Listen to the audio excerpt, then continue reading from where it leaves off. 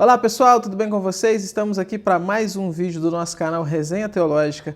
E no vídeo de hoje nós vamos falar sobre esse livro aqui, Contra a Idolatria do Estado, do professor Franklin Ferreira, O Papel do Cristão na Política, lançado aí já há um tempinho por Edições Vida Nova.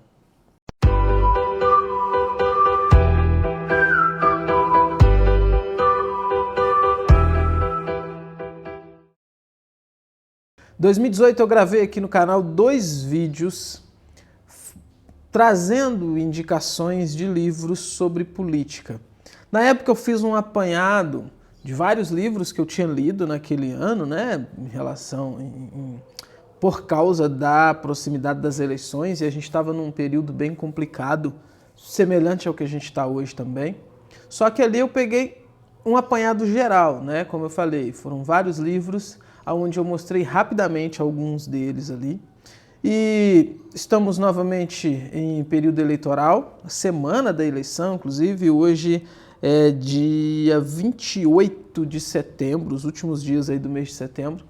E eu quero trazer para vocês esse livro que eu li aqui no Scribd, que é uma plataforma que eu uso, que eu vou mostrar depois vocês, estou virando assim para não dar reflexo, que eu gostei muito.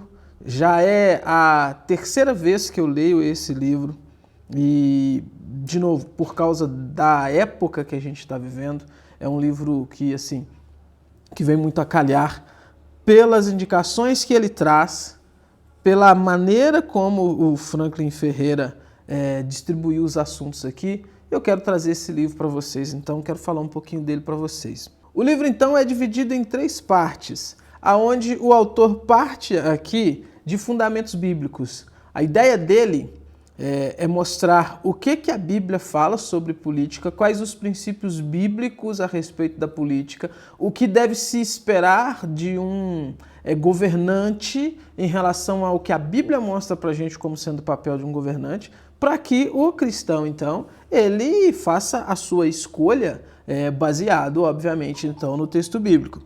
Nessa primeira parte, então, de fundamentos bíblicos, ele vai começar aqui fazendo uma análise do livro de Esther. Porque no livro de Esther nós temos uma situação interessante, né?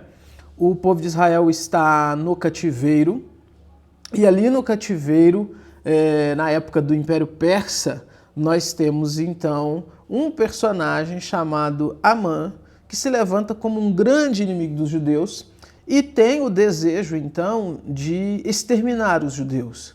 E nós temos um outro personagem, Mardoqueu, o personagem servo de Deus, cujo sua prima / sobrinha, Esther, foi escolhida como rainha no lugar da rainha Vasti, que havia sido deposta lá. E frente a essa ameaça de extermínio, Mardoqueu, então, conclama a que Esther, no papel de rainha, possa, então, interceder a favor do seu povo, mesmo com o risco da própria vida. E ali nós temos uma questão interessante que ela corre risco de vida se chegar ao rei sem ter sido convocada, mas ainda assim ela o faz, ainda assim ela vai até o rei, e tudo baseado numa fala interessante de Mardoqueu, que é quando ele fala assim, olha, quem sabe foi para isso que você foi colocada, se você aí no palácio, né? Se você se omitir, com certeza Deus vai levantar um outro meio para salvar o seu povo, mas quem sabe foi para esse motivo que Deus te colocou aí. Após então a intercessão ali de Esther, o povo enfim, liberto, né? Vamos dizer assim, é salvo dessa ameaça de extermínio. E ele usa esse texto exatamente para mostrar conceitos ali de Estado, essa ideia, então, de que há sim a possibilidade de que cristãos interfiram junto ao Estado para que as coisas aconteçam de forma correta, como devem acontecer, de forma justa, de forma honesta, de forma íntegra e tudo mais. E aí, depois ele parte então para falar sobre a carta de Paulo aos Romanos e como que o poder do evangelho ali então, e como está bem mostrado ali na carta de Paulo, como que isso tudo limita o Estado ao Estado não ir além então das suas atribuições, né, do seu verdadeiro papel. A carta de Paulo aos Romanos capítulo 13 ali, é muito interessante para essa questão e nesse sentido. Segunda parte do livro, ele vai trazer questões conceituais, e aqui é onde ele parte, então, para conceituar, por exemplo, direita e esquerda. Tem uns gráficos interessantes ali, onde ele vai mostrando que, dependendo daquilo que a pessoa crê, daquilo que a pessoa defende, né, ela consegue utilizar aquele gráfico para identificar ali se é mais de direita ou extrema-direita, esquerda, extrema-esquerda, centro, centro-direita, centro-esquerda e tudo mais. Trazendo conceitos, né, dessas questões, trazendo algumas questões, elucidações históricas ali dessa divisão de esquerda e direita dentro da política.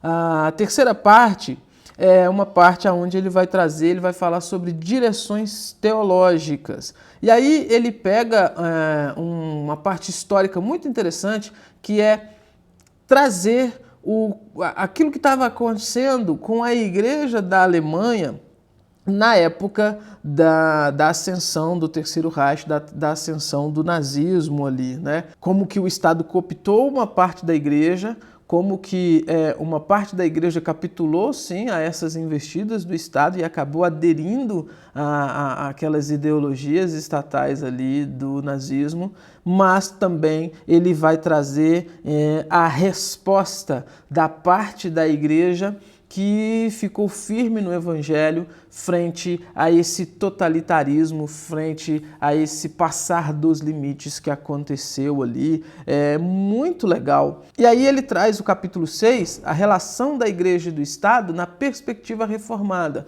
Como que a teologia reformada entende isso, mostrando ali a questão das esferas, da soberania das esferas, mostrando como que pela perspectiva reformada nós temos Deus acima e todas as demais esferas do Estado, da igreja, da família, abaixo de Deus, e não como se fossem aquelas esferas separadas, né, onde como se Deus estivesse acima apenas da igreja e o Estado estivesse numa esfera separada comandando todo o resto. Ele mostra que não, que Deus está acima de tudo e que o Estado está abaixo de Deus também.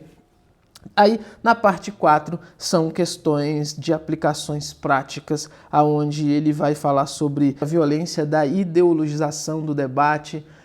Ele vai trazer indicações de como se entra nesse debate de forma saudável, de forma bíblica.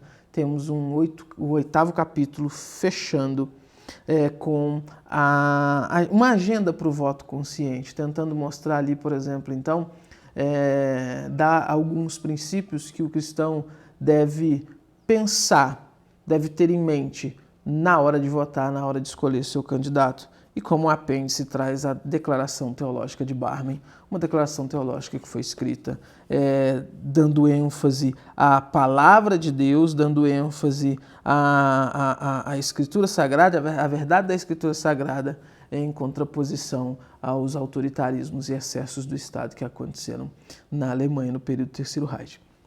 Muito bom, gente, muito bom. Estou mostrando de lado assim por causa do reflexo, mas muito bom. Eu acho que vale muito a pena. É um livro pequeno. Eu, por exemplo, dessa vez eu li esse livro assim, num dia. Peguei, comecei a ler e terminei rapidinho, porque é um livro de leitura fácil, um livro muito direto e um livro que imagino que vai te ajudar bastante nessas questões políticas, nesse momento aí tenso que nós estamos vivendo, né?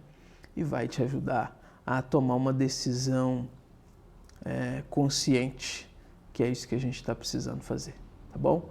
É isso, essa é a indicação de hoje. Como sempre, se não é inscrito no canal, inscreva-se aqui no nosso canal, né? Curta o vídeo aí, compartilhe com aquelas pessoas que você vê que vão votar e que precisam de ter uma orientação aí, né, bíblica sobre essas questões. E curta o vídeo, né, e se inscreva aí nas nossas redes sociais, Instagram, Facebook. Nós estamos para todo lado e também no Twitter, e estamos fazendo um teste de uma conta no TikTok também. Você digitar Resenha Teológica nessas plataformas todas aí, você encontra a gente, tá bom? Tchau! Até os próximos vídeos deste canal.